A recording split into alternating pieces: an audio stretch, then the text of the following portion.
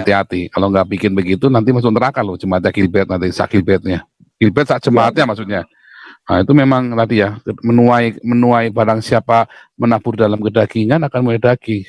Dia ngatain saya anak iblis, dia salah urusan ya, ketemu sama Nabi ke-26, dibilang anak iblis, dia masuk jebakan itu ya. Nggak bisa lepas akhirnya dia kan. Ngelimet terus kan di sini kan. Nggak bisa lepas dia akhirnya kan, dikejar terus kan sama si anak iblis ini kan. Akhirnya dia juga menuai apa yang dia katakan sendiri. Akhirnya muridnya dia pun jadi anak iblis juga, mengikuti jejak saya kan. Ya. Gini Pak KC, kemarin dari awal kan sudah salah prosedur penangkapannya, ya kan. Terus kejadian dikasih makan tai. Akhirnya nggak sidang-sidang, dia harus melewati 180 hari masa penahanan. Belum sidang aja sudah 180 hari. Lalu bagaimana caranya supaya jangan 180 hari? Maka pasalnya diganti. Jadi pasal berapa itu? Pasal 14 itu kan. Nih, Lukuliu terakhir ya, Lukuliu terakhir. Ya, halo Pak Paul. Ya. Cuman ini sih Pak Paul, menyinggapi yang Gilbert ini kok kejadiannya kayak di Galatia 6 ayat 7 sampai 8 ya Pak Paul ya. Yang tentang tabur tuai, yang bunyinya gini, jangan sesat, Allah tidak membiarkan dirinya dipermainkan, karena apa yang ditabur orang itu juga yang akan dituainya. Sebab barang siapa menabur dalam dagingnya, ia menuai kebinasaan dari dagingnya. Tetapi barang siapa menabur dalam roh, ia akan menuai yang kekal dari roh itu. Terus yang menurut Pak Paul gimana ini, Pak? Kalau itu udah jelas ya, itu memang gereja penuh dengan kedagingan ya, hedonisme ya, semua penuh dengan retorika. Tapi paling enggak Gilbert sudah mau mulai ya berpura-pura berdiakonia, berpura-pura bikin dapur umum. Dari pura-pura kita desek terus akhirnya jadi beneran. Pasti jemaatnya akan ngamuk itu, pasti jemaatnya akan menuntut Gilbert. Jemaatnya Gilbert kan juga mendengarkan juga, saya yakin. Supaya apa? Karena jemaat juga nggak mau masuk neraka, dan jemaatnya yang majelisnya kan orang-orang punya duit di Gilbert juga malu juga. Lu jemaatnya Gilbert ya, wah lu dikritik lu sama Nabi ke-26 lu, malu juga lu, malu lah. Ya kan, setidaknya mungkin Gilbertnya tetap masuk neraka, tapi setidaknya jemaatnya jangan sampai masuk neraka gitu kan. Jadi sama si majelisnya, enggak, kita tetap mau pokoknya bikin dapur umum, ayo kalau perlu kita sumbang Damaris, kasih 4 miliar ke Damaris. Nah, kalau perlu kan begitu kan. Mungkin akan begitu. Saya yakin gerejanya Gilbert akan bertobat, walaupun Gilbertnya mungkin tidak, tapi gerejanya saya yakin masih bertobat. Karena itu kan orang banyak semua kan, ya kan. Dan di situ kan ada majelis-majelis yang dengar, ya kan. Panas juga, ya, panas juga. Pasti. Jadi itu kan sebuah institusi kan, sebuah badan, bukan Gilbert seorang diri. Gilbertnya mungkin akan tetap masuk neraka, ya kan? Tetapi paling tidak majelisnya yang separuh masuk surga, karena bilang oke, kita diakonia atau kita cabut dari gereja ini. Kan bisa ngancam kan majelisnya kan? Wah, Gilbert kejang-kejang ketakutan, oke ampuni aku. Dia akan bikin diakonia cepetan, nggak pakai retorika, dia benar-benar ya, dia akan benar-benar kasih makan Jakarta, nggak pakai tenging-tenging lagi. Wah, itu nanti baru bisa lolos. Tetapi ya itu tadi, hati-hati. Kalau nggak bikin begitu nanti masuk neraka loh jemaatnya Gilbert, nanti sak Gilbertnya. Gilbert sak jemaatnya maksudnya. Nah, itu memang tadi ya, menuai barang siapa menabur dalam kedagingan akan menuai daging. Dia ngatain saya anak iblis, dia salah urusan ya, ketemu sama Nabi ke-26, dibilang anak iblis, dia masuk jebakan itu ya. Nggak bisa lepas akhirnya dia kan. Ngelimet terus kan di sini kan. Nggak bisa lepas dia akhirnya kan, dikejar terus kan sama si anak iblis ini kan. Akhirnya dia juga menuai apa yang dia katakan sendiri. Akhirnya muridnya dia pun jadi anak iblis juga, mengikuti jejak saya kan. Ya. Ya, kita berharap itu ya Pak ya. Soalnya kalau kita melihat apa yang di Alkitab, apa yang dijelaskan Pak Paul ini, ternyata kalau saya belajar kritis berpikir ya, tertuang di Wahyu 14 ayat 18 sampai 19. tentang seorang malaikat yang mengayunkan Sapit. sabitnya ke atas bumi, memotong buah anggur di bumi dan melemparkan ke dalam kilangan besar, yaitu murka Allah. Hmm. Itu kan ada tentu seperti itu. Kalau kita ngomong pohon anggur itu kan kita ya. Kalau kita ndak tumbuh benar-benar malah bergaya hidup hedonisme gitu, jangan-jangan kita merasa selamat, tapi mungkin kita malah dilempar kan, jadi lucu jadinya kan. Ya, memang ini ya, memang itu nanti di akhir zaman akan terjadi begitu ya. Tetapi kalau yang tentang malaikat pemahamannya bukan itu Pak Lukulio. Jadi gini, dalam beberapa hal gereja-gereja memang akan menuai bencana ya, karena mereka tidak berdiakonia, ya tidak berdiakonia dengan militan, tapi mereka lebih seneng ya bikin gedung, ya kan hidup mewah daripada berdiakonia. Nah, itu mereka semua akan seperti 5 gadis yang bodoh yang tidak punya minyak persediaan, ditinggal. Tapi gereja-gereja yang rajin berdiakonia dan mengajarkan jemaatnya untuk mengasihi, mengampuni, memberkati, sangkal diri, pikul salib setiap hari, hidup dalam kekudusan, itu mereka akan diberkati Tuhan. Saya amat sangat yakin dengan itu, dengan 5 gadis yang bijak dan bodoh. Tapi kalau yang bang sabit itu, yang kan ada 2 malaikat, yang satu menuai untuk rapture, yang satu menuai untuk dibinasakan. Nah ya itu Pak, yang menuai untuk dibinasakan itu kan juga termasuk orang Kristen. Kalau saya lihat pohon, termasuk orang Kristen, tentang konteks pohon anggur ya, itu ya, kan juga termasuk orang Kristen yang nggak menghargai penebusan juga Pak, yang bergaya hidup loyo sekarang. Ya itu termasuk, memang termasuk. Jadi istilahnya kalau saya sorry tadi agak nggak setuju masalah sekali selamat tetap selamat itu, kalau saya sih kurang setuju kan. Ya selamatnya bagaimana masalahnya? Masalahnya banyak orang mengira dia sudah selamat padahal belum selamat. Tadi ya, domba dengan serigala berbulu domba. Banyak orang mengaku-ngaku sudah jadi domba, mengaku-ngaku sudah selamat, tapi dia tidak menghasilkan buah pertobatan, buah keselamatannya itu dia nggak ada hasilnya. Sehingga saya yakin dia belum diselamatkan. Ya, sebetulnya dia belum selamat, tapi ngaku-ngakunya sudah selamat kan? Berilusi bahwa dia sudah selamat. Cuman perasaannya dia saja, gitu. Ya Pak, karena ya gimana ya ngomongnya? Banyak kan orang merasa, oh aku sudah Kristen, aku menerima Yesus Kristus sebagai Tuhan dan Juru Selamat. Tapi masalahnya salah dia menjadikan Yesus itu sebagai Tuhan atas diri kita dan hati kita. Apakah tetap nafsu birahi kita, nafsu manusia daging kita yang kita turutin? Kecuali kita udah nggak punya nafsu. Termasuk sekalipun itu pendeta ya Pak.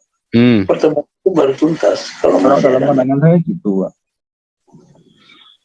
Tadi saya lihat terus ini untuk kasusnya KC ini Pak, saya mau mohon tanya, saya kan bingung juga memikirkan kondisi ini. Nanti saya nyanyi seperti itu. Kok ada kemungkinan ini, ada kemungkinan kok kayak case-nya Saifuddin saat ini ada kemungkinan ya, saya tidak nuduh ya, ini kemungkinan. Saya semacam ada sandiwara seperti itu gitu untuk pengalian isu publik biar orang nggak fokus ke KC lagi. Fokusnya ke Saifuddin Ibrahim, entah bagaimana ceritanya, saya juga kurang memahami ini, bingung saya memikirkan ini. Kalau pandangannya Pak Paul gimana? Nggak tahu. Kalau itu kan udah ke sana ya, kita nggak boleh berpikiran negatif seperti itu. Kalau saya memilih untuk jangan berpikiran negatif, memilih untuk oke, kalau yang nggak keluar, nggak nampak ya jangan diduga-duga, nanti kita jadi berpikiran tidak baik, meracuni kita. Nangkap nggak? Walaupun kemungkinan iya, tetapi kita nggak boleh stop. Karena pikiran liar itu akan meracuni kita. Jangan-jangan Saifuddin memang tulus, memang ketipu loh. Jangan-jangan kita harus berpikir seperti itu. Kan saya selalu bilang, sekalipun Saifuddin menyebalkan, jangan-jangan dia dihasut sama orang loh. Oh iya Pak, saya tidak tidak menjudge Pak Saifuddin. Pak Saifuddin saya yakin murni dalam hal ini ya. Cuman gini loh. Setnya untuk Saifuddin jadikan fokus utama penyorotan publiknya ya, dari pihak-pihak tertentu itu yang ya kita nggak tahu, kita tetap harus kita kan nggak tahu ya kan, tetap kita kecuali saya kenal baik istrinya tiap hari ketemu. Lalu saya ketemu setahun ya belum tentu sekali kok. Saya ketemu istrinya Saifuddin itu tak hitung ya, paling baru 3 kali loh saya ketemu istrinya Saifuddin itu. Ya 3 kali ya, di Semarang, di Jakarta, sama di Ambarawa, bukan di Bandung, di mana? Lembang. Baru 3 kali saya ketemu istrinya Saifuddin. Bagaimana saya bisa ngaku-ngaku kenal? Saya kan tahu istrinya Saifuddin dari katanya orang, dari Junaidi Salat, ya kan, dari Amin Wijaya, ya kan. Nah, begitu. Dan tidak pernah telepon-teleponan. Yang saya telepon-teleponan ya dengan Saifuddin. Saya sering telepon-teleponan dulu, ya kan, sebelum dia ruwet, ya kan. Iya Pak. Kalau saya sih percaya sama Pak Saifuddin itu. Mungkin jadi tetap kalau kita nggak tahu di dalamnya, kita jangan berandai-andai. Iya, Kalau saya makanya saya nggak pernah, orang-orang menuduh saya berandai-andai. Enggak, orang-orang menuduh saya memfitnah. Enggak, yang saya ngomong itu ada buktinya semua. Tidak berandai-andai, tidak menduga, ada semua yang saya ngomong itu. Iya, ya. Betul Pak. Tapi tidak berandai-andai. Soalnya gini Pak, saya pernah mengalami situasi ya. Saya itu disetting dalam suatu sandiwara ya, tapi saya tidak tahu bahwa itu sandiwara.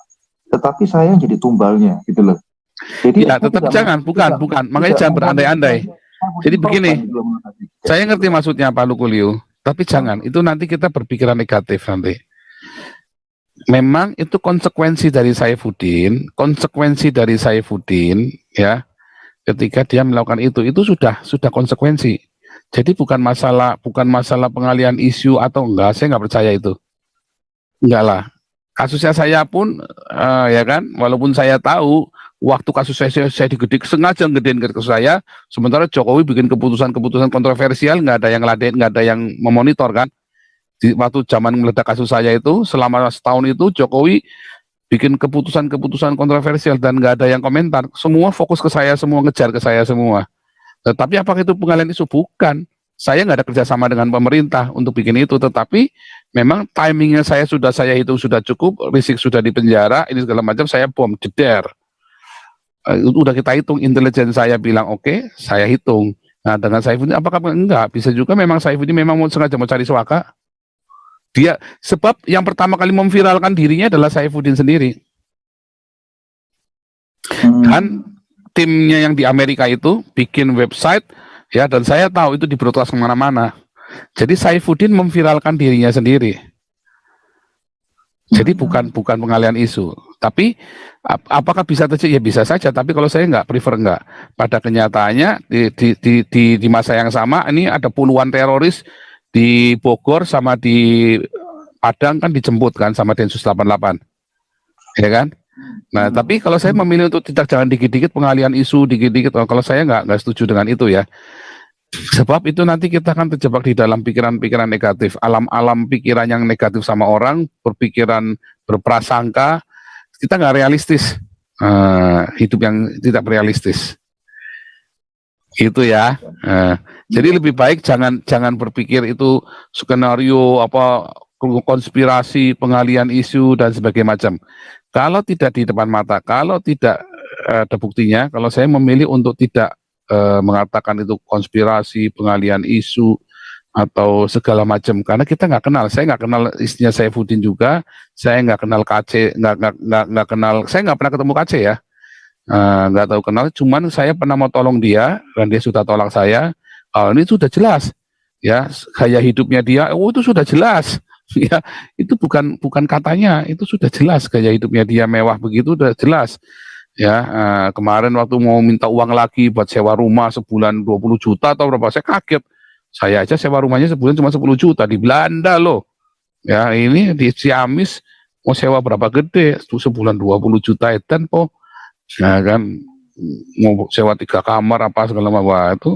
Terus ada yang masih mau ngotot ngumpulin dana buat KC. Wah, itu menurut saya orang bodoh. Ya, nah banyak orang. Nah, tapi apakah itu pengalihan itu? Enggak, bukan. Itu sudah jelas. KC itu memang jelas menista agama. Yang salah adalah KC diperlakukan tidak adil dan dilakukan dengan biadab, tapi pemerintah diam saja. Itu yang salah. Ya, saya setuju, Pak. Kalau KC itu memang salah, tetapi yang nggak wajar kan hukumannya, Pak. yang jadi fokus kan Loh, itu hukumannya memang gini Pak. KC kemarin dari awal kan sudah salah prosedur penangkapannya, ya kan? Terus kejadian dikasih makan tai. Akhirnya nggak sidang-sidang, dia harus melewati 180 hari masa penahanan. Belum sidang aja sudah 180 hari. Lalu bagaimana caranya supaya jangan 180 hari? Maka pasalnya diganti. Jadi pasal berapa itu? Pasal 14 itu kan, tahun 65. Jadi apa akibatnya? KC tidak bisa dibantarkan karena hukumannya di atas 10 tahun, walaupun sudah melewati 180 hari. Jadi pasalnya diganti, hukumannya tuntutannya 10 tahun. Maka si jaksa kudu ngikutin agendanya ini, tuntutannya harus 10 tahun. Lalu hukumannya berapa? Paling tetap 6 tahun. Atau 5 atau 6 tahun, coba aja nanti. Paling tetap 5-6 tahun, nggak mungkin terus dari 7 tahun bisa. Bisa, karena kan 2/3 masa tahanan. 2/3 dari tuntutan. Ya kan, hakim memutuskan 2/3. Kalau kurang dari 2/3, jaksa harus banding. Harus naik banding. Makanya paling antara 5 sampai 7 tahun nanti. Kalau dia 5 tahun, jaksa kudu banding. Kalau 7 tahun, jaksa nggak usah banding. Gitu ya. Jadi itu memang prosedural ya. Itu memang prosedural. Jaksa harus menuntut 10 tahun sesuai dengan pasal yang sudah dirubah menjadi pasal 14 karena KC ditahan lebih dari 180 hari harusnya dibantarkan. Nah, itu kesalahannya pengacaranya. Kesalahan dari pengacaranya. Gitu. Iya. Ya. Nah, itu tadi. Jadi ada hal-hal yang kita tidak tahu kan, yang sebenarnya kita nggak tahu. Ya, terus kita jangan terus berkata bahwa itu pengalian, karena ternyata kan ada itu tadi kan, ada fakta-fakta lain, ada logika-logika yang lain yang memang harus dipenuhi, dan itu bukan asumsi. Kalau saya itu bukan asumsi ya, saya makelar kasus, saya tahu persis hukumnya. Memang begitu caranya polisi bekerja. Bisa nggak diatasi kemana? Bisa, tapi pengacaranya bodoh. Atau memang pengacaranya sengaja dipakakan KC-nya buat dia terus jalan terus kan kasusnya, sehingga dia bisa cari dana dari mana-mana kan, bisa, Ya. gitu loh. Tetapi kita balik nggak bisa begitu, pokoknya saya bilang bodoh aja gitu, bodoh kita gitu saja ya kan. Harusnya kan nggak usah begitu, harusnya bisa dengan kesepakatan. Oke, tidak akan dikenakan pasal begini, tapi kamu jangan nuntut ya. Dan ini tidak akan diangkat ke persidangan, bikin surat perjanjian. Kalau ini diangkat persidangan, maka pasalnya diganti jadi pasal ini, kan begitu kan?